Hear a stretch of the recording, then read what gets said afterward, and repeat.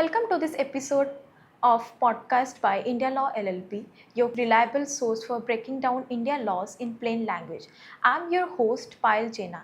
Today we unpack a reform that directly impacts landowners, developers, home buyers and banks across Maharashtra.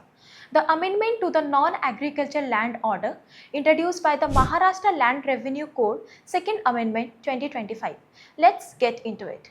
Under the old MLRC 1966, converting agriculture land to non-agriculture use required two completely separate processes. First, you need the planning authority permission under the MLRT Act. Second, you have to apply separately to the collector for an NA Sanat, paying more fees, waiting even longer.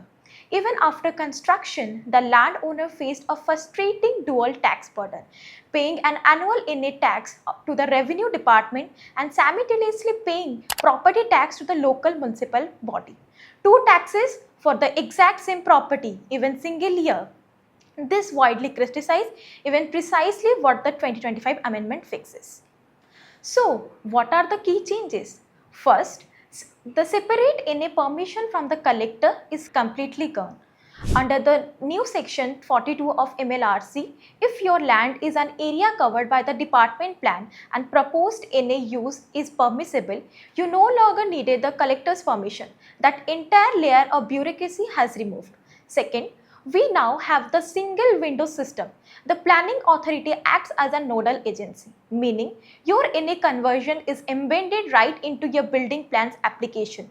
You can file online via platforms like BMMS, AutoDCR, even offline if the digital infrastructure is not yet ready. The third major change is the permanent statewide abolition of NA Act. The dual tax situation is finally over.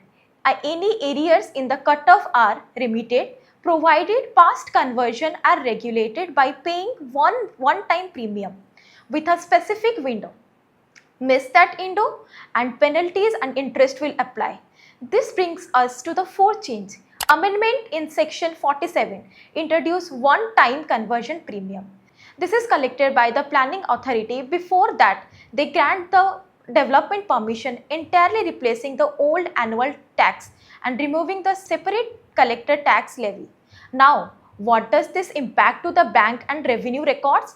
Historically, bank delay loans for months, insisting on the collector's NA Sanat, even when the valid building permission is existed. Under the new framework, a separate NA Sanat is not required to avail loans. Banks have directed to stop asking for it. The collectors are actively communicating this change. The focus is now strictly on sanction plan, proof of premium payment and clean titles. Furthermore, the digital 7/12 extract, a crucial land record here in Maharashtra, will update automatically.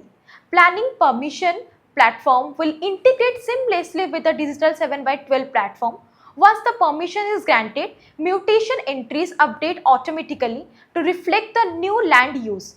If locally the system is not digitalized yet, planning authority must manually inform the Tahsildar, completely eliminating the need for you to go through a separate round of NA proceeding. To summarize, MLRC Second Amendment Act of 2025 delivers 6 structural changes.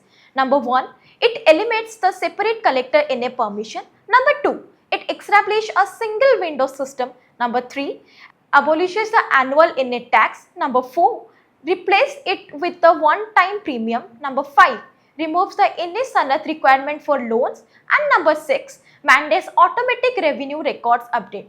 This is highly meaningful reform that reduces procedural burden, ends duplicate taxation and brings real transparency to land conversion in Maharashtra. That's all for today's episode of Podcast Bite powered by IndiaLaw LLP.